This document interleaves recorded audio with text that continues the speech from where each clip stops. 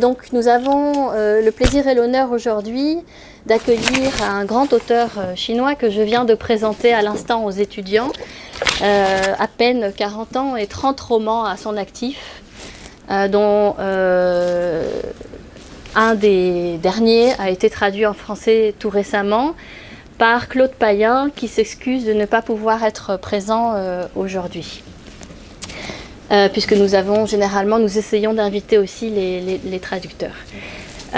Donc Cai-Tun est ici présent, auteur né à Shanghai à la fin des années 70, qui a commencé à publier des nouvelles en ligne tout d'abord et qui s'est ensuite essayé au roman, un essai ma foi fructueux puisque aujourd'hui c'est un grand auteur à succès. Comme le prouve aussi la toute première traduction, et je crois que c'est la première, mais certainement pas la dernière. Et nous avons aussi la grande chance et l'honneur de recevoir Christine Defoin, qui est l'une des organisatrices de la Nuit Blanche du Noir, dont vous voyez ici l'affiche. Ça se passe le mois prochain, 10 et 11 novembre. Vous êtes tous conviés à vous rendre à Mons. Et deux auteurs chinois seront mis à l'honneur, qui viendront le lendemain, donc le 12, ici à l'ULB. Il s'agit donc de Re Tiarong, qui est basé à Pékin, qui est aussi professeur de criminologie à l'Université du Peuple de Pékin, et Qiu Xiaolong, qui lui est un écrivain sino-américain qui est basé aux États-Unis. Donc je vais vous proposer l'organisation suivante. Je vais d'abord laisser Cai-Tun nous présenter son travail, se présenter lui-même et présenter son œuvre avec ses propres mots et ce qu'il a envie de nous en dire. Et ensuite, je laisserai Christine Defoin nous parler du festival, du travail fourni par l'association qui s'appelle Inculque, qui met en place le festival, la Nuit Blanche du Noir. Et elle a lu le roman, merci, en version française. Et elle a toute une série de questions qu'elle aimerait poser à Cai-Tun et qui vont pouvoir vous éclairer, vous aussi, qui n'avez peut-être pas encore lu le roman. On laissera ensuite du temps pour des questions, éventuellement, parmi l'audience. Et dehors, pas dehors, ici, merci, les presses universitaires la SBL, en fait, presse universitaire, pardon ? Oui, presse universitaire de Bruxelles. De Bruxelles, c'est ça, merci. Donc les pubs sont présents ici avec de nombreux exemplaires que, si vous le souhaitez, vous pourrez acheter et faire dédicacer par l'auteur. C'est certainement une occasion unique. Voilà. Sans plus tarder, je me tais et je me permets donc de me tourner vers Cai-Tun pour lui demander s'il veut bien nous présenter son œuvre, son travail, son intérêt particulier pour le roman policier. Pourquoi le roman policier? Est-ce qu'il écrit aussi dans d'autres genres? Est-ce que c'est celui qu'il préfère? Et puis peut-être nous parler aussi de la façon dont a été rédigé ce qui a été traduit en français par la rivière de l'oubli, titre en chinois qui pourrait être traduit par la rivière de la vie et de la mort. Voilà.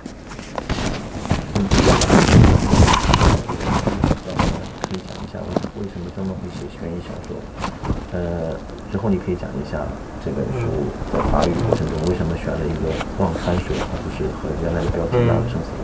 那这个我可以先请您介绍一下自己吧。好，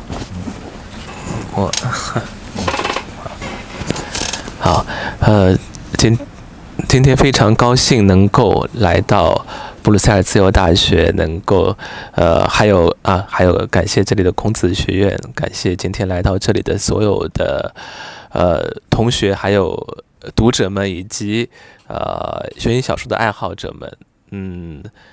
因为先说我自己吧，可能有一些从中国来的读者们对我比较熟悉，但是我创作到现在已经有30多部的长篇的小说，绝大多数吧都是悬疑小说。从年的我自己的第一本书《病毒》，那可能也是中文互联网上的第一部的长篇的悬疑小说或者说惊悚小说，然后一直到今天。等我翻一段。好，我就说到这里，先说到这里。Donc je suis ravi d'être là. D'abord un grand remerciement à l'ULB et à l'Institut Confucius.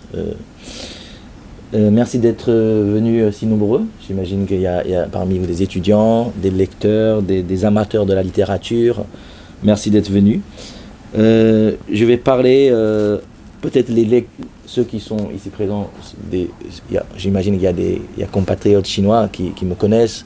En fait, j'ai écrit depuis 2001. Le premier roman s'appelle Virus, qui a été publié d'abord en ligne. L'année d'après, ça a été publié chez une maison d'édition. J'ai écrit principalement des romans policiers et en fait, Virus, donc ce premier roman, était un grand phénomène en ligne en Chine. Voilà. Pour le moment, c'est ça. 继续吧。好，虽然说我创作至今那么多的作品，但实际上呢，我的作品风格还是比较多样化的啊。尽管以悬疑小说为主，但在悬疑小说内呢，还有像比如说犯罪的作品、犯罪小说侦探小说、惊悚小说，也包括灵异小说。那么在生死河这个作品就比较独特，它把超自然的这个转世这个概念跟犯罪跟复仇这些元素融合在一起。C'est vrai que j'ai déjà publié plus de trentaine d'œuvres en Chine.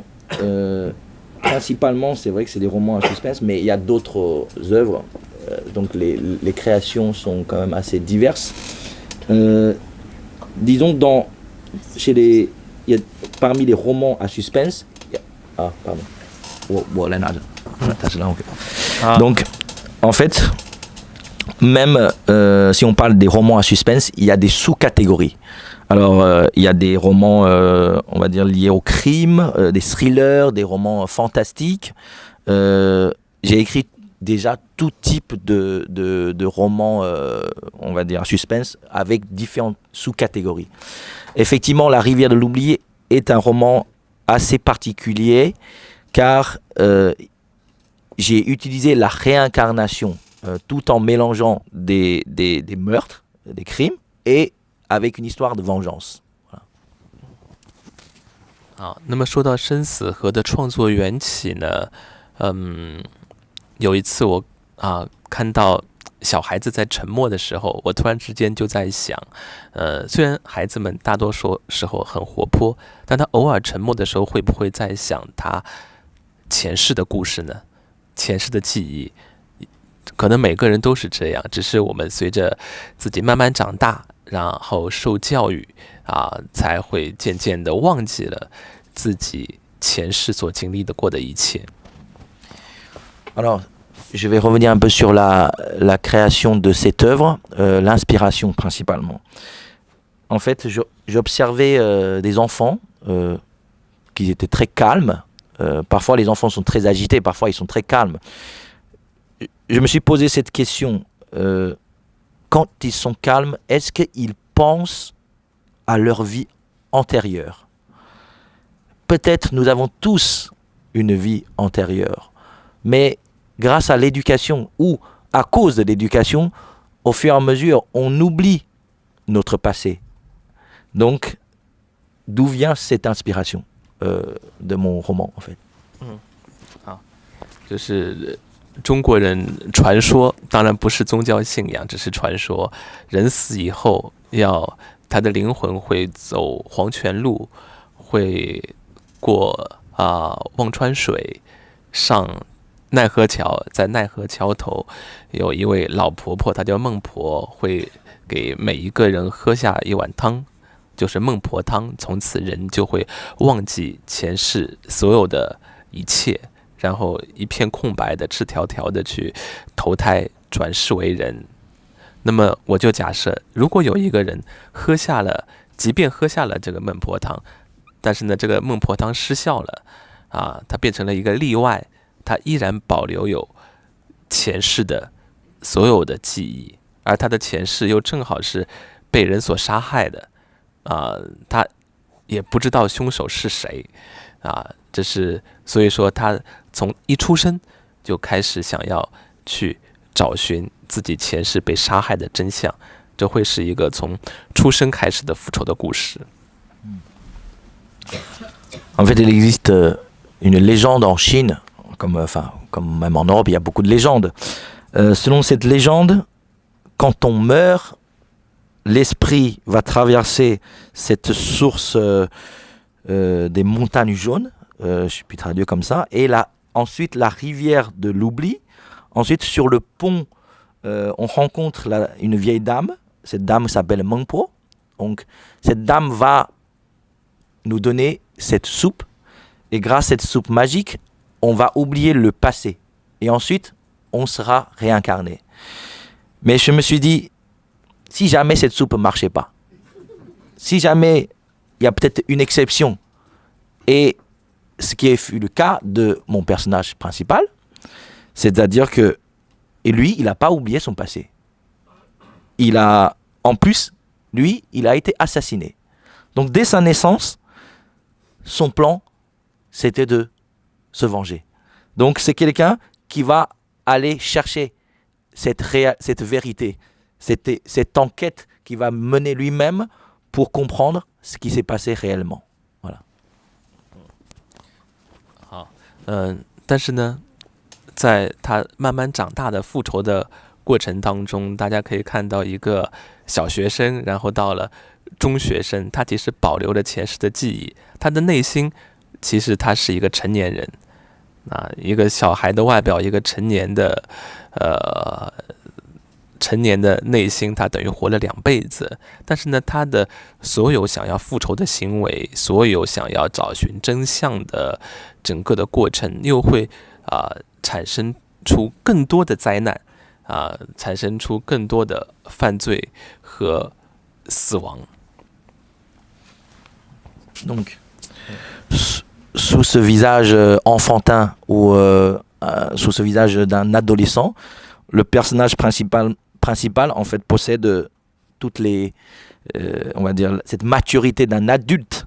Et durant cette vengeance, il y aura d'autres crimes, d'autres meurtres qui se poursuivent. Voilà. Et voilà, c'est tout. 对，所以实际上它是一个连锁反应并不只是他自己在复仇，而是因此产生了很多很多的灾难，产生了很多让我们看到了很多人性的阴暗包括也有一些的社会的问题，产生了死亡杀戮等等等等。但是呢最终结局就不剧透了，但是最终主人公会发现所有的复仇其实都是徒劳的，那所有这些牺牲其实原来是可以被避免的。他会发觉其实记得还不如忘记所有的复仇还不如宽恕。这是经历了所有这些灾难和阴暗之后他所得出的一个真理。Il a presque dévoilé beaucoup de choses, mais je ne vais pas tout raconter du coup. Donc durant cette vengeance, en fait, d'autres problèmes sont créés, liés aussi des problèmes sociaux, etc. Donc il se rend compte que peut-être finalement, est-ce que ça vaut la peine cette vengeance? Voilà. Donc comme je ne vais pas dévoiler la fin, c'est à vous de découvrir. Il nous réserve quand même une fin assez étonnante, mais surprenante. En tout cas, il prône des valeurs qui, selon moi, restent très positives. Voilà. 对，然后再说到这个翻译的出版的过程，我自己以往的有一些作品有一些翻译的版本，然后呢，生死河最早的是有英文版在13年、14年在美国出版过，然后前2年还有在韩国出版过。那么这次的法语的版本也要感谢李松先生，当时在大概3年前介绍了XO 出版社，对吧？然后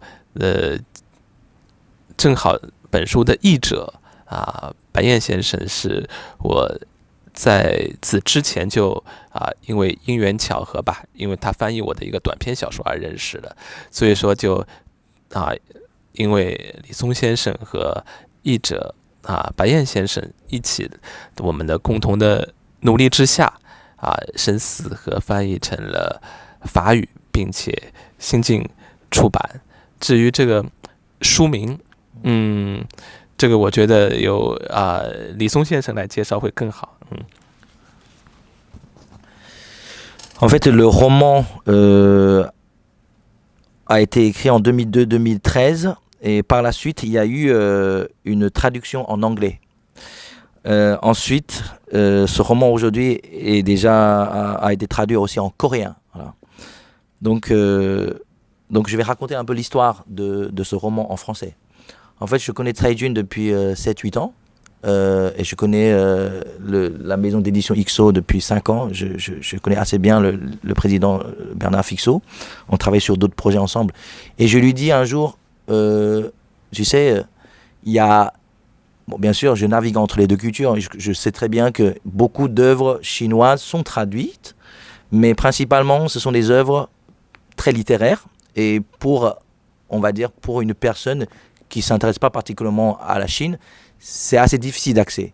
Et ce serait très intéressant quand même de publier des romans, on va dire, je dirais pas populaires, mais quand même peut-être avec un genre plus facile d'accès.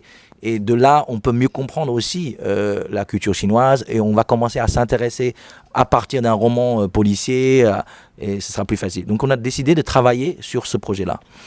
Et par la suite, le traducteur a été recommandé par M. Tsai Jun car Claude Payen est un monsieur qui a un certain âge, 83 ans, passionné de la littérature chinoise. Il a déjà travaillé avec Yan Lianke, avec Lao She, enfin pas avec Lao She, il a traduit des œuvres de Lao She et bien d'autres auteurs très connus. Et donc on a commencé à travailler il y a plus de 2 ans. Ça a été un travail assez compliqué parce que tout en sachant que il y a beaucoup de références culturelles, il y a énormément de citations, des poèmes, etc. J'ai participé un petit peu, mais pas beaucoup. C'était principalement l'éditrice Camille de la maison d'édition XO qui collaborait avec Claude Payen. Alors, je rajoute l'histoire du titre. Effectivement, en chinois, c'est la rivière de la mort, de la vie et de la mort. Claude Payen a voulu utiliser la soupe de Mengpo comme titre, qui crée une sorte de on va dire de questionnement de qu'est-ce que c'est cette soupe et un côté un peu mystère, voilà. Mais la maison d'édition a préféré la rivière de l'oubli, voilà. Donc c'est ça enfin, il n'y a pas eu tellement de débat, mais c'est vrai que moi je trouvais que ça marchait aussi bien la soupe de Mengpo ou la rivière de l'oubli, voilà. Enfin, les avis pourraient être partagés, voilà. Voilà l'histoire de ce roman en français. On a une bonne nouvelle aussi, le roman sera traduit en allemand l'année prochaine et en tchèque d'ici aussi 1 an. Voilà. On va peut-être laisser...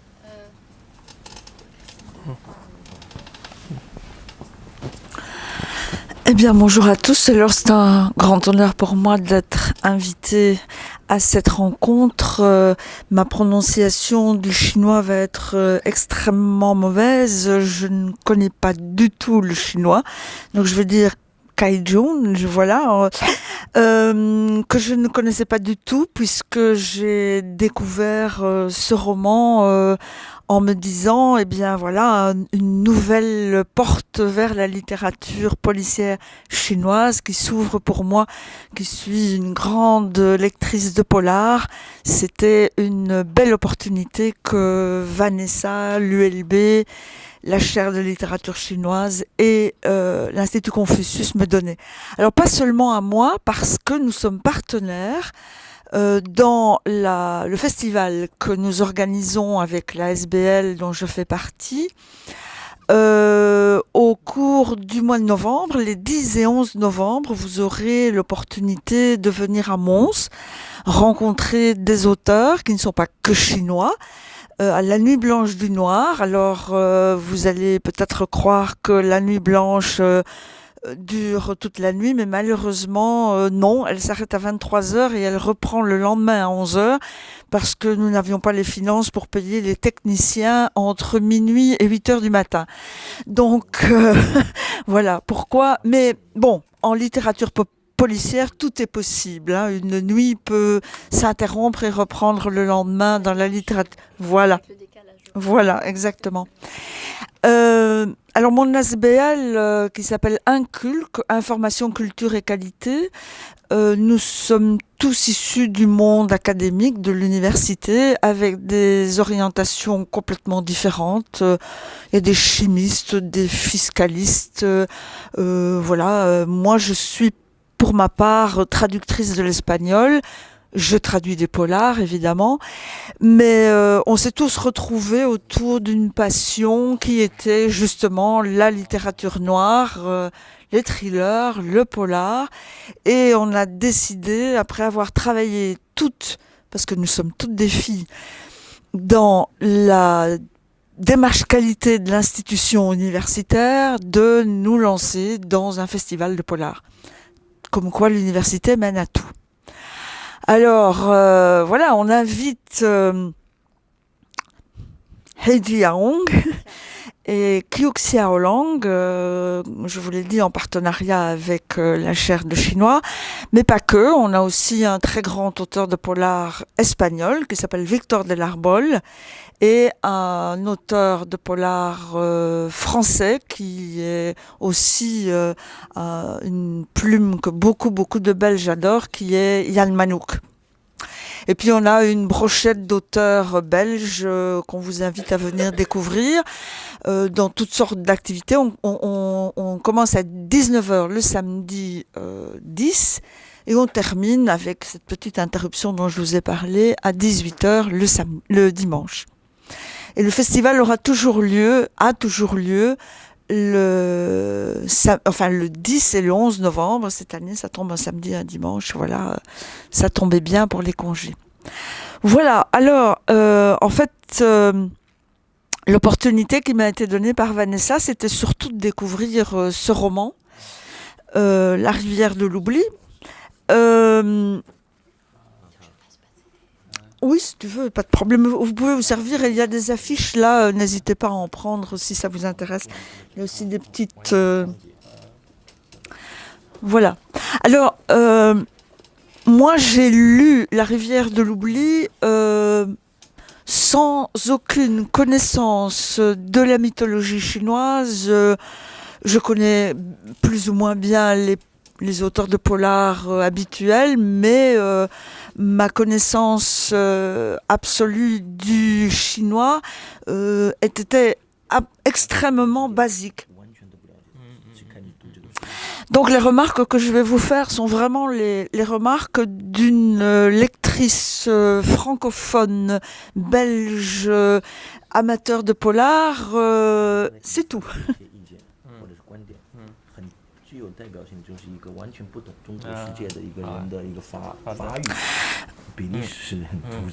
Voilà. Alors, une des premières choses que je voudrais faire, parce qu'on est en octobre 2018, je voudrais juste signaler qu'il y a exactement 60 ans, paraissait Anthropologie structurale de Lévi-Strauss, qui ne doit rien dire à la majorité des étudiants d'aujourd'hui, mais, non, je veux dire des étudiants d'aujourd'hui, mais qui, moi, a été la base de ma formation. Je suis romaniste et hispaniste de formation. Et donc, quand j'ai lu ce roman de Cai Zhong, j'ai d'abord pensé à l'utilisation du mythe comme une explication de la vie et de la mort. Pas forcément dans le monde chinois, parce que nous avons, nous aussi, et vous l'avez très bien dit, monsieur, nos propres mythes, qui finalement ne sont pas très éloignés. Nous avons aussi notre rivière, la Queyron, nous avons nos passeurs, nous avons à peu près les mêmes dynamiques. Par contre, ce qui m'a bien intéressé, c'est la problématique de la réincarnation. Mais en même temps, moi, je l'ai vécu... Non, c'est bon, je vais résumer après. Oui. En même temps, ce qui m'a bien intéressé, c'est que pour moi, la réincarnation, je l'ai vue d'abord comme un élément de l'écriture fantastique.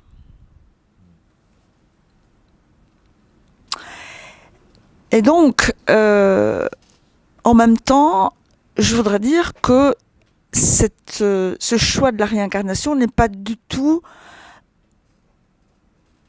un obstacle à la lecture pour un lecteur européen, je veux dire, mais au contraire, il est absolument intégré dans le récit, exactement à la manière de Genré, par exemple, on en parlait hier, qui laisse la possibilité au lecteur de croire ou non à la réincarnation. Et donc ma question sera, est-ce que la réincarnation utilisée dans La rivière de l'oubli est un élément vraiment littéraire ou est-ce qu'il a aussi une dimension mythologique comme Vanessa nous a dit qu'il était si important qu'elle apparaisse dans la littérature chinoise. 他说，简单的说一下，主要是觉得，其实，在欧洲也有不同的这样的这种传说啊，关于人死啊之后希特灵魂的这些东西。其实，在这个方面，他认为，其实文化中间也是有相似点的嘛，对吧？那么。他说，作为一个就是刚才所说的，作为一个和中国对中国完全不是很了解的这样一个，或者是根本不了解的一个法语的这样一个阅读者，他认为看到了，一般说到转世的话，他可能会第一个想到的是会写一些科幻小说，会采用这样一个手笔，对吧？那么，但是在读这个文章过程中呢，他又觉得。不是文章，读你这小说过程中，又不觉得是一种障碍，也没有说会产生很强的一种就是拒绝感。不管是读者相不相信吧，至少对他来说不是一种障碍。那么他现在问的问题呢，就想问一下，选用转世这么一个这个方式，你认为是在文学创作中的一种元素呢，还是说就是因为必须要牵扯到的很多文化上面的内容，所以你专门选用了这样一个方式。对，对于这个问题来说，我觉得，说实话，我想要这么处理的时候，我并没有太多的去考虑到，文化方面的背景的元素啊，中国文化包括转世这个整个背景，我认为其实这个故事是发生在。就这个创意而言，发生在全世界任何个国家、任何一个民族的背景底下，其实都是有可能成立的。而且呢，另外一点，其实生死河讲的重点其实不是在讲转世，而是在讲记忆啊，因为他有了记忆，所以才成立了后面所有的复仇。Pour répondre à votre question, en fait, je pense que cette utilisation de la réincarnation, je n'ai pas tellement réfléchi dans le sens où est-ce que forcément c'est lié à la culture chinoise, je voulais l'employer parce que je suis un écrivain chinois, donc j'utilise la réincarnation, etc. Selon moi, donc selon l'auteur, ça peut également exister dans n'importe quelle culture, n'importe quel peuple. En fait, le cœur du sujet de ce roman n'est pas la réincarnation. Il s'agit d'une question de mémoire, une question de souvenir. À partir du moment où le cœur du sujet devient les souvenirs, en fait, toute la suite tient debout, quoi.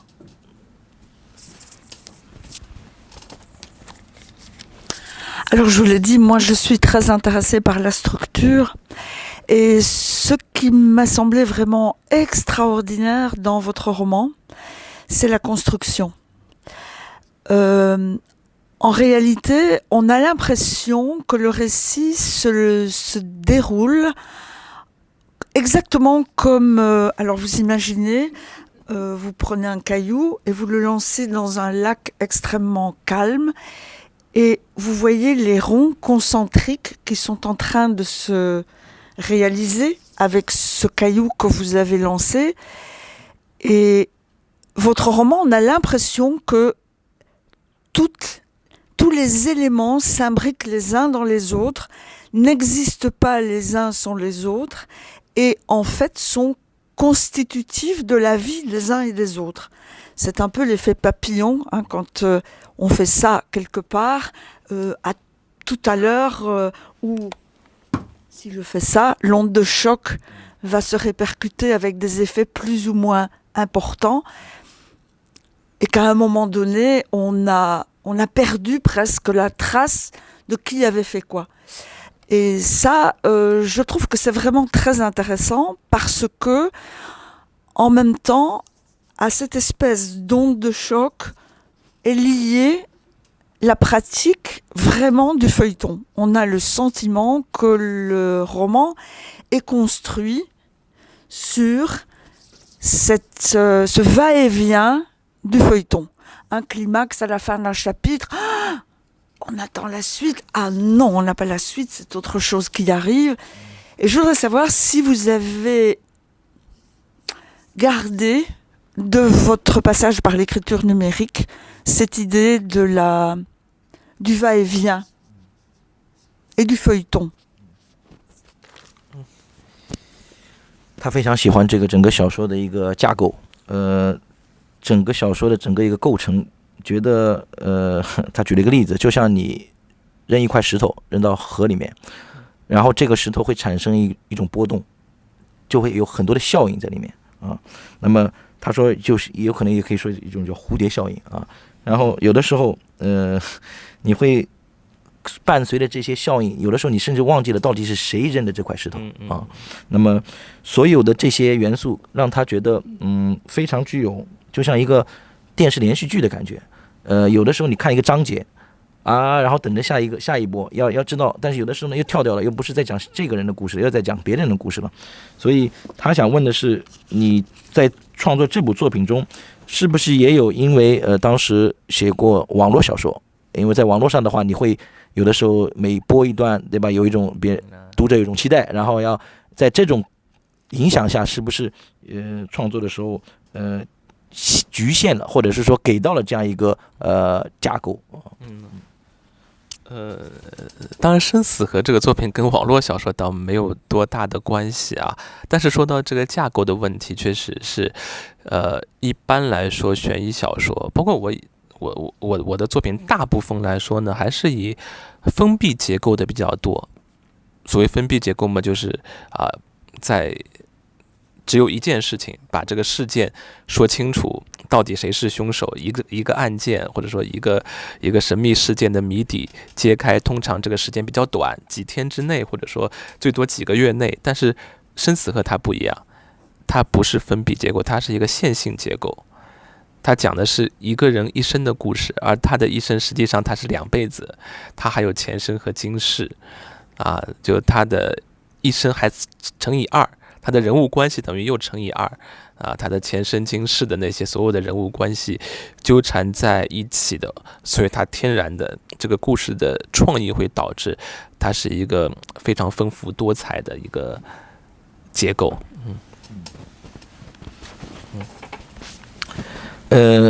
En fait, La Rivière de l'Oubli, c'est vrai que ça n'a rien à voir avec un roman que je publiais avant en ligne et tout ça. C'était pas du tout dans cette logique-là. Effectivement, en général, un roman polar, un thriller ou un roman à suspense, c'est souvent dans une sorte de huis clos. Voilà. Même parmi les œuvres que j'ai déjà écrites aussi, c'est une affaire, un tueur, et une enquête. Donc, ça dure en général quelques jours ou quelques mois. Alors, tandis que La Rivière de l'Oubli, eh bien, c'est beaucoup plus complexe du fait que c'est un roman, je dirais, linéaire. C'est-à-dire que ça trace la vie d'une personne et du fait que cette personne est réincarnée, donc multipliée par 2. Alors, évidemment, sa vie antérieure, sa vie présente, et tous ces éléments font que la créativité, en tout cas la création de cette œuvre, est multiple et beaucoup plus complexe. Je rajoute donc une note personnelle, c'est pas qu'une note personnelle, c'est que comme j'ai fait beaucoup d'interviews avec lui, le roman, il a mis 8 mois à l'écrire. Mais il y a eu un gros travail de réécriture. Il a écrit une fois, et ça n'allait pas, il a mis tout en question, et il a retourné tout le roman, il a réécrit. Voilà. 我跟大家讲了一下，因为你之前跟我们说过，这个小说呢，你有过一次重大的修改，对，然后这次修改等于几乎就是把这部小说再重写了一遍，也说明了这个小说的复杂性。对，donc ce qui explique la complexité de ce roman aussi. Voilà. Ceci étant dit, il ne faut pas avoir peur de la complexité. Au contraire, c'est passionnant, parce qu'il n'y a pas de temps mort dans le roman. Tout s'enchevêtre et donc intellectuellement, on a absolument envie de reconstruire et d'aller plus loin. Et au fait, je voudrais, moi, remercier les éditions XO qui ont fait un petit pense-bête et qui nous ont permis de suivre, parce qu'il y a quand même beaucoup de personnages, et nous ont permis de suivre... Si. Alors, je vous assure que, d'ailleurs, vous voyez, il était corné parce que je l'ai beaucoup utilisé. Et ça, c'est une très bonne idée des éditions XO. Ceci étant dit, la complexité, même des noms des personnages, n'entrave absolument pas la lecture. Alors, 他在跟我们讲的是，他当然没有提出一个问题，他是说。他读了这个小说，他要首先感谢这个 XO 出版社，精心的做了这样一个书签，那么把所有的名字都写在上面，这样的话，读起来是不是比较容易？我现在补充给他一点是，最初有过讨论过关于这个名字是不是要改写成别的语，就是名字会更容易。En fait, donc c'est une petite explication. Pour ce travail on va dire de personnage, on a eu à un moment donné une sorte de doute parce que effectivement beaucoup de lecteurs ont aimé au sein de la maison d'édition ont aimé le roman, mais tout le monde trouvait que c'était trop compliqué, des personnages, les noms, parce que pour un lecteur qui n'est pas du tout sinophile ou sinophone, entre Si Wang, Wang Wu Yang, il dit on ne sait plus qui c'est quoi. Donc il y a eu cette discussion de modifier les noms. Peut-être tel va appeler Paul, Anne, etc. pour faciliter entre guillemets la compréhension. Mais avec Payan, on a beaucoup insisté pour garder les noms. Parce que voilà, c'est un roman chinois, faut y aller quoi, faut être tenace pour donc du coup, même pour un lecteur chinois cela dit. Parce que j'ai apporté la version chinoise du roman. C'est pas évident pour un lecteur chinois non plus de comprendre qui est qui. Donc, ce travail, il est également fait en langue chinoise. À la page, la troisième page, on a une présentation des personnages. Donc, on dit on a décidé qu'on allait garder ce schéma-là. Voilà. J'ai encore quelques minutes. Oui. Il y a une question que je voudrais vous poser parce qu'elle m'a vraiment interpellée. La littérature européenne est omniprésente dans tout le livre. Alors, ça va de Harry Potter en passant par des Sherlock Holmes ou d'autres textes beaucoup plus élaborés.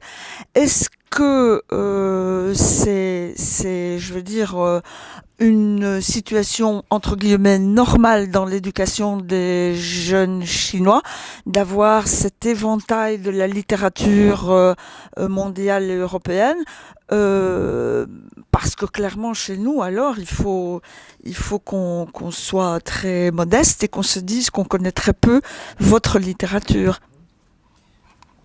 他有一个问题是在你的作品中，他读到了很多，提到了关于欧洲的，不管是比较早一点的文学作品，比如说他说这个福尔摩斯侦探小说你也提到了，然后呢还提到了近一点的就哈利波特啊这些内容，所以他认为在对是不是，当然他不了解中国，他想问一下是在中国是不是这是一个很正常的现象，也就是说。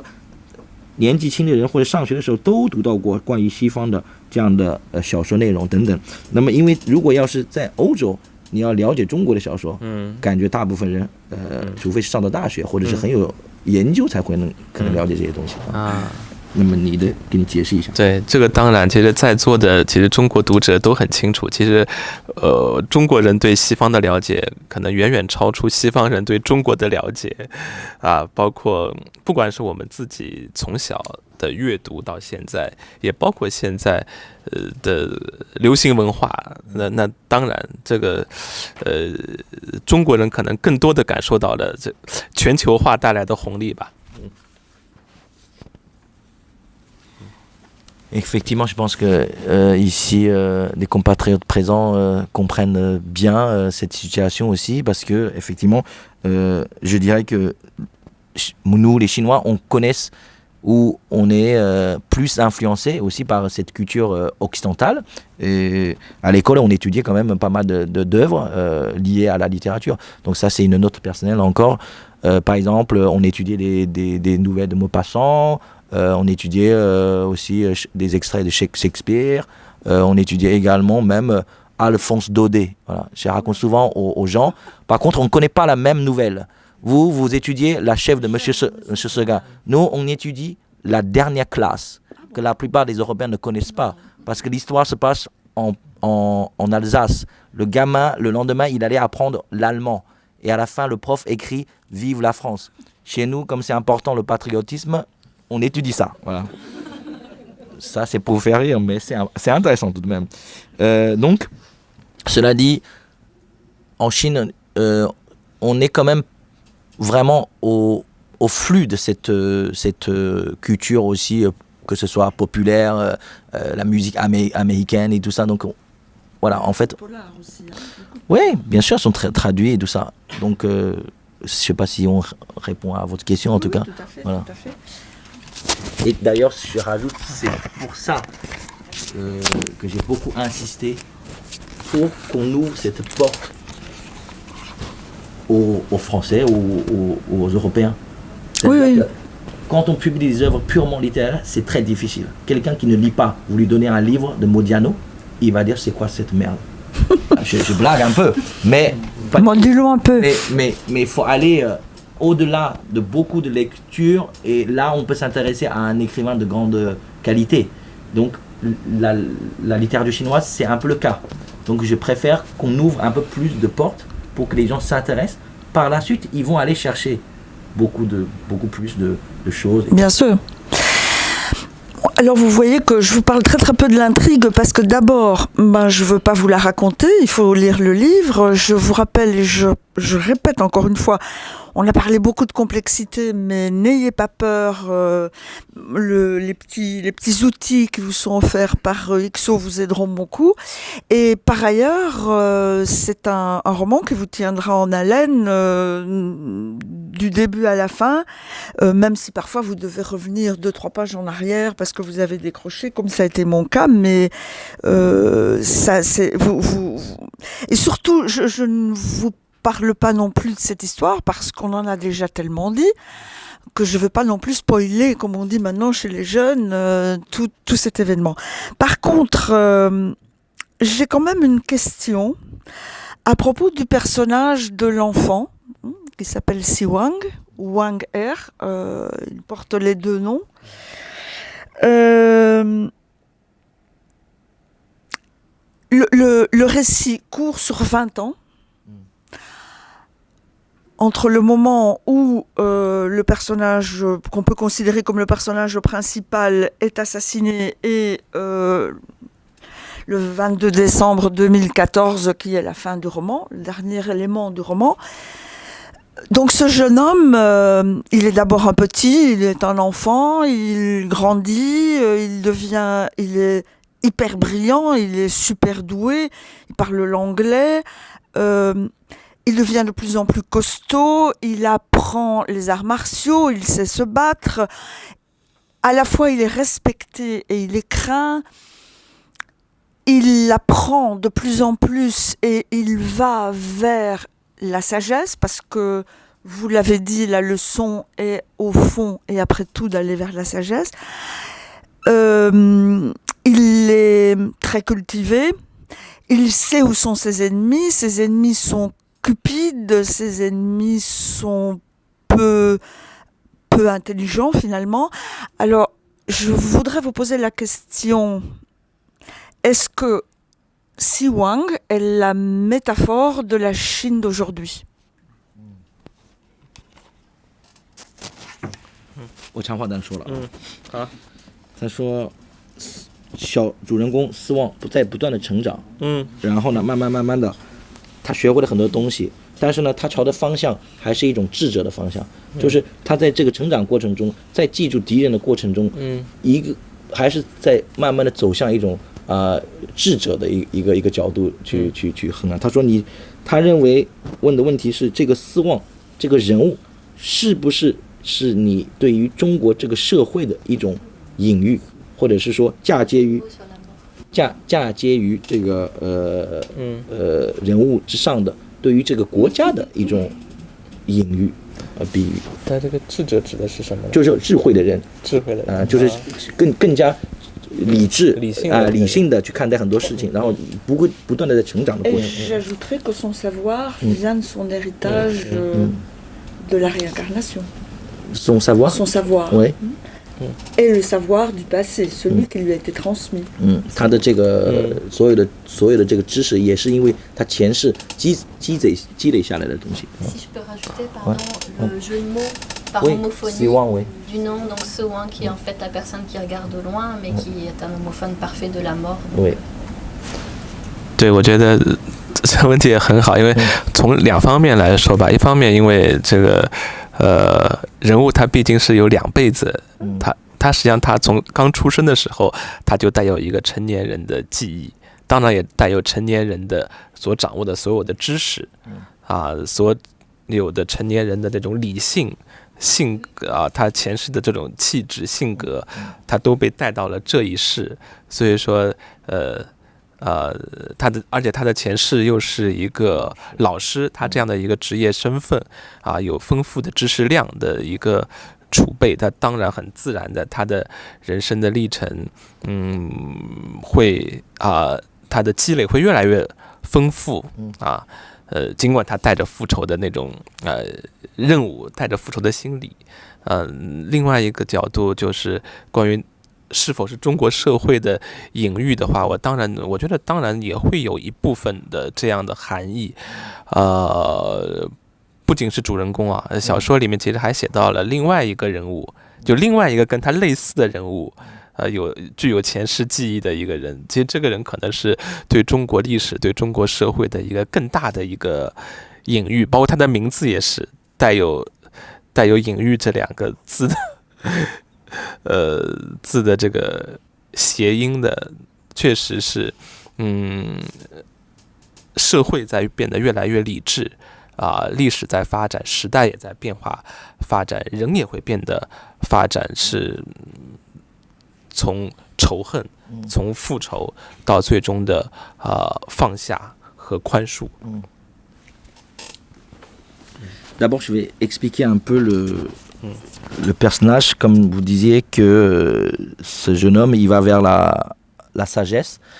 Effectivement, car sa vie antérieure, il était professeur, donc quand il est né avec cette nouvelle identité, il possède déjà toutes les, on va dire, vertus, le savoir, etc. Et comme il était professeur, et voilà. Donc, malgré cette idée de vengeance, ce jeune homme, il se construit aussi avec cette nouvelle vie. Et donc, comme vous dites, il devient de plus en plus cultivé ou costaud, tout ce que vous voulez. Deuxième, pour répondre à votre question, est-ce que c'est bien une métaphore pour parler la Chine? Il me dit, en partie, oui. Parce que, en fait, dans le roman, il y a un autre personnage qui reflète encore plus cette société chinoise. Voilà, donc à vous de découvrir. Et la société chinoise, en tout cas, où toutes les sociétés évoluent et deviennent de plus en plus peut-être compliquées, mais d'une certaine manière, on apprend tous à aller vers la sagesse. Voilà. Et comme dans le roman, je parle de cette haine, cette vengeance, mais ce que je prône, c'est quand même le pardon et la tolérance. Voilà.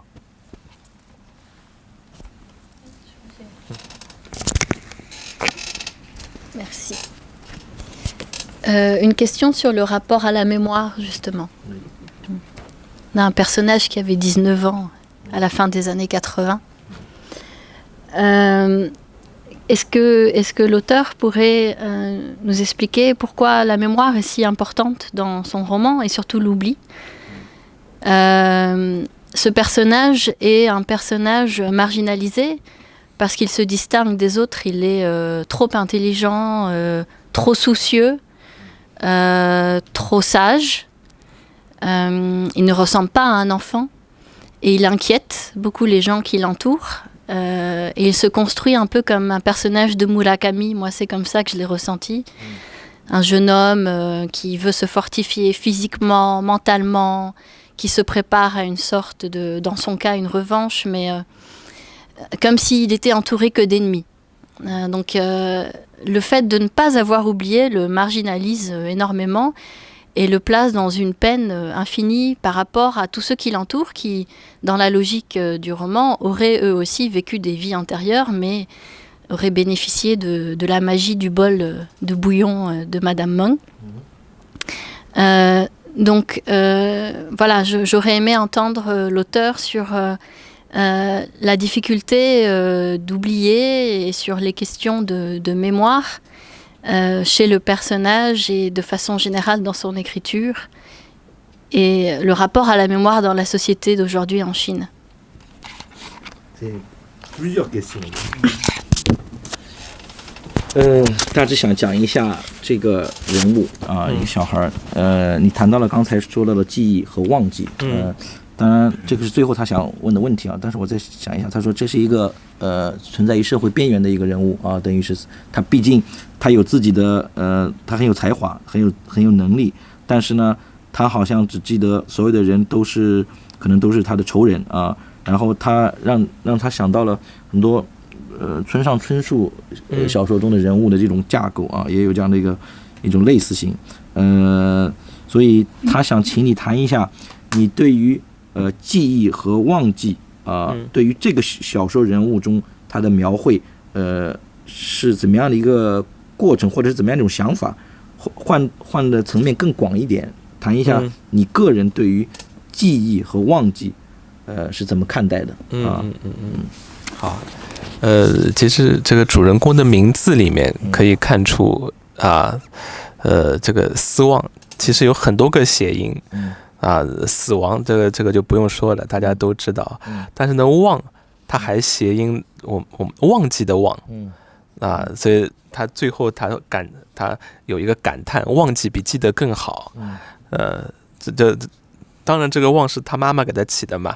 但那说实话，他可能这里面也含有父母给他的一种另外一层的那种寄托，要忘记的寄托。那同时呢，失望这2个字谐音又很像希望。那么在所以说我觉得它是几个不同的含义纠结在一起，通过这个名字，死亡、希望、忘记还有这个记得。那其实这些关键词也确实是我们我觉得不仅是中国社会啦，整个人类发展的过程当中，不管是我们个体还是集体，都必须要面对的。就好像人类的集体的这个历史有很多的创伤。比如说我们今天身处在比利时，我们说第1次世界大战、第2次世界大战这样的创伤，但是最后我觉得欧洲是抛开了这个创伤，最后走到了一起。那我们不能说他是忘记，他当然永远记得。那可能是用另外一种方式去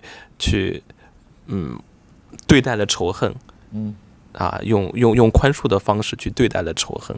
所以从这个角度我们去理解记得和忘记，去理解前世和今生。所谓的前世是我们的过去的牺牲，所谓的今生可能是我们的今天，我们这个世界还有我们的未来。Donc on va faire un petit cours de chinois là. Le personnage principal s'appelle Si Wang. Alors, c'est vrai que ça donne beaucoup de... En chinois, comme j'imagine qu'ici, beaucoup de gens étudient le chinois, ou en tout cas connaissent la langue chinoise, ce sont des multiples possibilités d'écrire des caractères avec des sons. Voilà, donc Si Wang, ce sont des antonymes de la mort, mais qui a des sonorités qui peut ressembler aussi oublier qui se dit Wang, mais c'est pas le même caractère que le Wang qui veut dire regarder de loin, enfin, et du personnage. Donc rien que le nom, en fait, en quelque sorte, c'est déjà un mélange de tous ces problèmes, tous ces sujets qui m'intéressent, l'oubli, le passé, les mémoires. En fait, on revient sur cette question, ce rapport entre le passé et la mémoire, la société chinoise, ou plus largement l'humanité, on va vers l'avenir, ça se développe. Il y a une question de mémoire individuelle et également une question de mémoire collective. Voilà. Je pense que la mémoire, c'est l'histoire, c'est le passé. On est en Belgique, si je puis dire. Vous avez vécu la Première Guerre mondiale, vous avez vécu la Deuxième Guerre mondiale. C'était des blessures. Voilà. Donc cette mémoire-là, elle est là, mais l'Europe essaie de construire, une Europe entière. Et ce geste, quelque part, c'est d'oublier, mais sans oublier. Donc la question de mémoire existe, mais cette démarche d'oublier, elle est appliquée, en quelque sorte. Donc, je pense qu'on doit comprendre cette question, la mémoire et l'oubli, sous ces angles-là, qui sont possibles également. C'est-à-dire, on ne peut pas oublier notre vie antérieure, c'est-à-dire notre passé, mais en même temps, on doit avancer vers l'avenir. Voilà.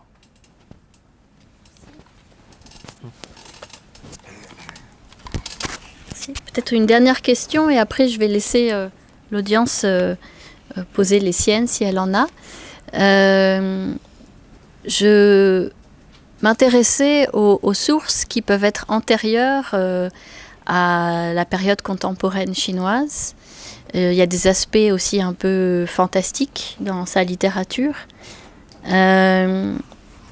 Et je me demandais si il pouvait nous parler de ses inspirations au sein de la littérature chinoise, pas seulement la littérature étrangère. Je suis sûre qu'il y a autre chose dans La rivière de l'oubli, peut-être moins que dans d'autres ouvrages à lui. Je l'ai vu citer Pu Songling dans une interview, mais j'imagine qu'il a bien d'autres références.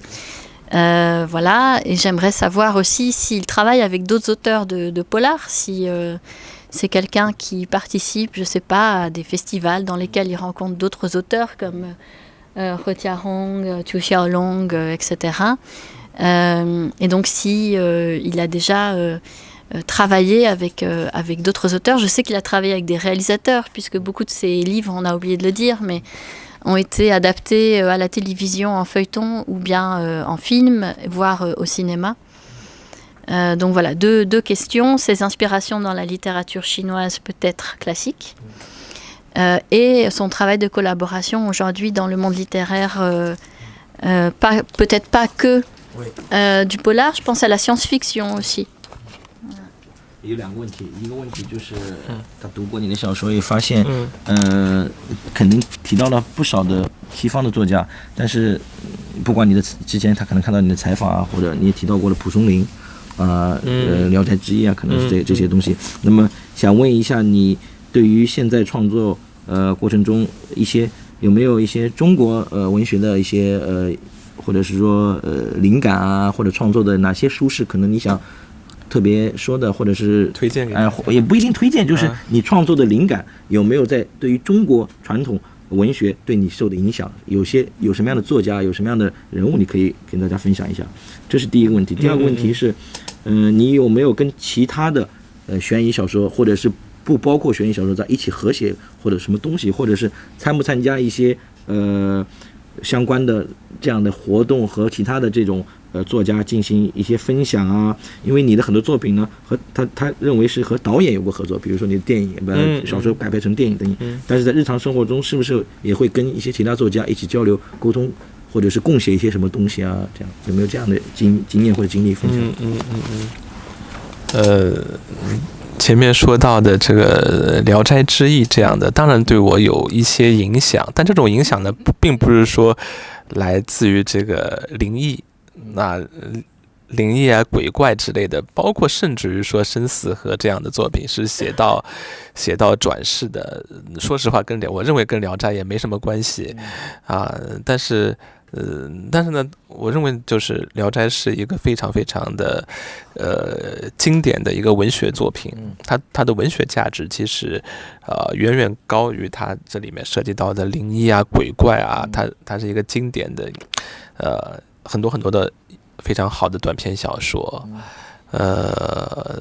当然中国文学总体来说，当然跟西方文学比起来，影响力当然是差了很多很多。当然，但是呢，像以前像我个人的阅读一些，中国的一些近30年来的这些作家的很多作品，当然都对我有过影响。比如说像莫言的余华、苏童啊这些作家的作品。第二个问题等等。好，等会分别说啊。好， donc la première question.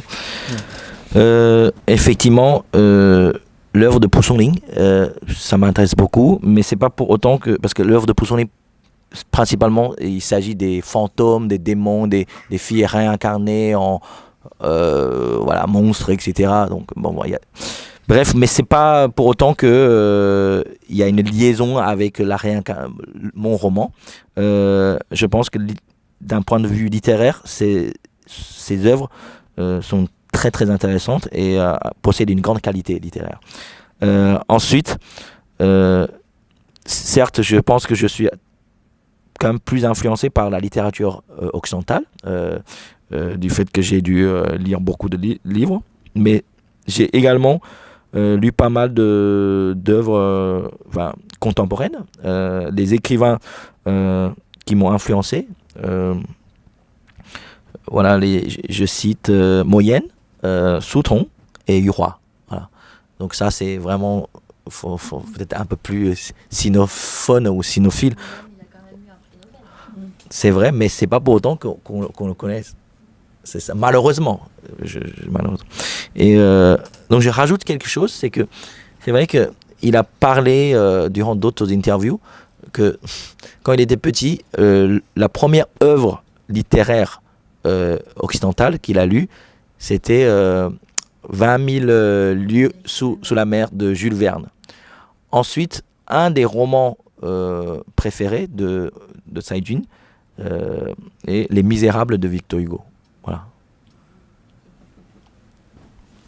我跟他补充了一下，我说你第一读的那个小时候读的那个书，是吧？凡尔纳的《海底2万里》，还有我说了你个人特别喜欢的《悲惨世界》。对，文学启蒙，对，是，对，前面后面第二个问题的话，因为我确实当然肯定跟很多其他的作家有很多的交流啊等等，但是呢，这个文学作品，特别是小说，它是很难来一起写的，很难合作来写吧，它还是一个个人创作为主的。当然剧本是可以啊，小说几乎不太可能，而且当然我写的作品其实还近几年来越来越丰富，就是不局限在悬疑啊、犯罪的领域。其实我还写了很多的纯文学的作品，近几年很多文学期刊上都有发表，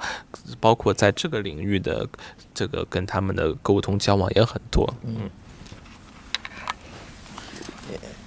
Effectivement, en tant qu'écrivain, j'ai beaucoup d'échanges avec d'autres écrivains.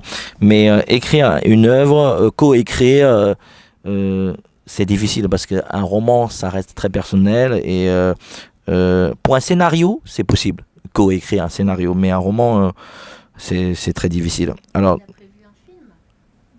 Hein? Pardon? Il a prévu un film pour le... Alors, ce roman, quand il est sorti en chinois, tout de suite, il y a eu une société qu'il a acheté pour développer un scénario, mais malheureusement, jusqu'à aujourd'hui, c'est toujours pas fait. Voilà. Donc ça, je rajoute le truc. Et peut-être c'est trop compliqué. Voilà. Donc il dit, en ce moment, en fait, depuis quelques années, je n'écris pas que des romans à suspense, pas que des polars ou des thrillers. Je m'oriente aussi vers une écriture plus littéraire. Voilà. Alors, c'est vrai qu'en chinois, on dit « chun wenxue ». C'est vrai que c'est une notion plus compliquée à expliquer en français. C'est-à-dire que, à part des romans de genre, on va dire, il y a un genre. Et tout ce qui reste, des textes, des essais, etc., ils considèrent que ce sont des articles ou des nouvelles plus littéraires. Voilà, c'est ça l'idée. Donc, il écrit également ce genre de choses maintenant. Voilà. C'est tout. On va peut-être laisser des questions s'il y en a dans le public. Oui, je vais vous faire passer le micro alors parce que... Merci. Bon, moi j'ai lu le livre que j'ai apprécié effectivement, et je veux dire qu'il m'a fait quasiment instantanément penser à Poussongling. Hein, ça c'est presque inévitable. Et je me suis dit tiens, on a maintenant un Poussongling contemporain parce que ce livre s'inscrit également parfaitement dans la Chine contemporaine. Mais il y a un élément sur lequel j'aimerais bien poser la question à l'auteur, c'est que l'un des personnages, qui est le procureur, Shen Yuanchao, lui axe tout ce qui est en fait le père biologique du professeur, lui axe toute sa recherche sur le code Da Vinci et sur les Illuminati. Et ça, moi, c'est quelque chose qui m'a désagréablement choquée dans le livre, parce que ça n'a aucun rapport avec la culture chinoise, avec la Chine actuelle, Et en plus, il y a même quelque part une très légère allusion, c'est pas plus qu'une phrase, avec ce procureur se défendant, parce qu'il est critiqué aussi pour toute l'importance qu'il accorde à ce Code da Vinci, sur lequel il passe des années à faire des recherches, disant oui, mais Dan Brown, c'est un auteur qui a tellement de lecteurs qu'il ne peut pas être mauvais. Donc j'aimerais bien demander à Zeitun pourquoi il a donné cette importance dans son livre aussi au Code da Vinci. 这位女士她读了这本小说，她整体上是很喜欢的。当然，她说也最初让她想到了蒲松龄，因为可能是转向这方面，她觉得可能你可以说是现代的蒲松龄的现代版啊，这当然这是前话啊，后面她还有一个不是很理解的地方，讲到了这个声明的生父，就这个法官啊，对吧？那么他说这个法官是一个这个达芬奇密码的一个痴迷的一个就是拥护者，然后这里面讲到了很多跟达芬奇密码的事情等等等等，他想了解的是这个让他有点觉得很奇怪，因为这个和中国文化很多内容也没有什么挂钩，然后为什么要有这样一个人物对于这部书的这种执迷，在这个书里面为什么要给到很多的篇幅来谈到这个达芬奇密码，这是什么初衷？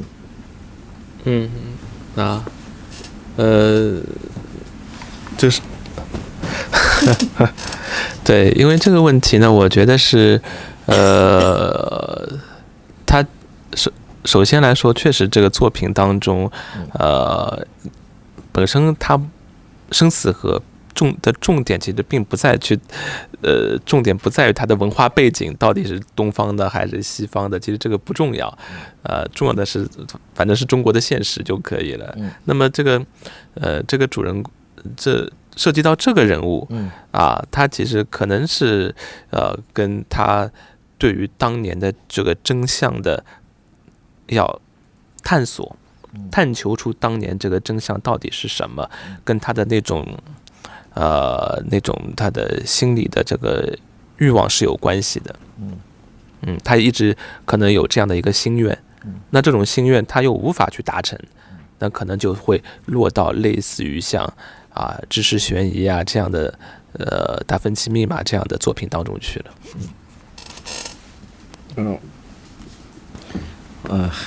Pour essayer de répondre à votre question, je dirais que effectivement, pour moi, c'est pas tout à fait le cœur du sujet s'il s'agit d'une œuvre qui peut être purement chinoise ou pas.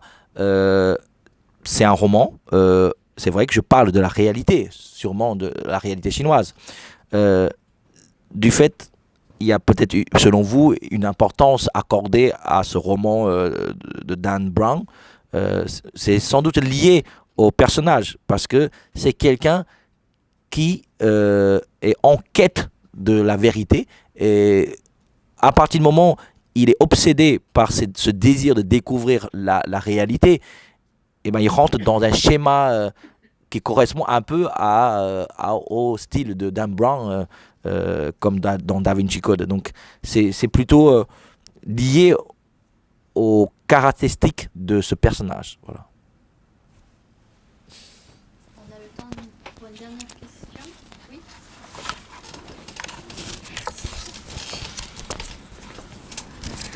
Voilà, bonjour. Je n'ai pas lu votre livre, mais j'ai été particulièrement intéressé par la question que vous articuliez par rapport à la mémoire, qui semble en effet tout à fait centrale. Cette nécessité d'être en accord quelque part et en équilibre entre l'oubli et le souvenir. Alors c'est quand même une question extrêmement délicate en Chine, je dirais actuellement. Alors je voulais vous demander si ce que vous aviez pu vivre, des retours que vous avez eus de votre roman et des critiques que vous avez pu en lire, enfin, est-ce que ça vous a semblé intéressant ou hors de propos, ou quel retour, quel accueil à votre livre dans la Chine actuelle, voilà. Je suppose qu'on ne s'est pas trompé sur l'intérêt de cette question et la place de cette question. 他没有读过小说，但是他觉得刚才我们交流过程中说的非常有可能让他比较觉得很有意义的一个话题，就是所谓的记忆和忘记，怎样达到一种很好的一种平衡，在不忘记的过程中，就是保留记忆的过程中，有可能要就像你说的，又要去忘记一部分的啊，可能是仇恨这方面，这个也不是他的问题啊，他的问题是，他想了解一下你的小说。在写完之后，目前来说，有没有说你得到过很多的评语啊，或者是让你觉得有什么新的想法啊，或者是整个这些小说在中国到底受的影响是怎么样？读者们对于这些小说的看法等等，又是什么样一个大的一个方向啊？有没有这方面的信息可以分享一下？好，但是就是这个就比较的宽泛了一些啊，因为。这个生死和这个作品是在2013年在中国出版的，然后呢，它当时出版之后，当然是有比较多的读者啊。至于这些评论的读者的评价，我也看过一部分，但是呢，总体来说呢，中国的这个。就是所谓的文学批评吧。文学批评呢，一般来说呢，不太会多关注类型文学，不太会关注类型文学或者说通俗文学，他们还更关注传统的这些纯文学的那个体系吧。好。